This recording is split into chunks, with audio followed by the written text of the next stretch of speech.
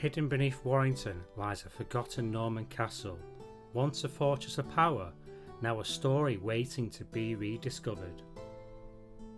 Built nearly 1,000 years ago, Warrington Castle shaped the town's earliest history.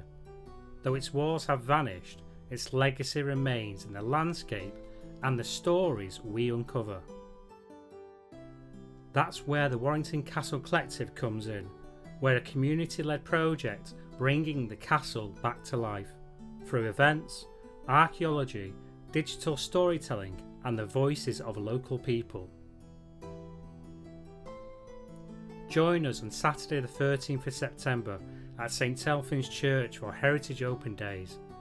Step back into Warrington's hidden history, share your stories and be part of uncovering our medieval past. And this is just the beginning. The Castle series will explore forgotten Norman castles across the northwest, starting right here in Warrington. Subscribe, follow and join us as we bring history back to life.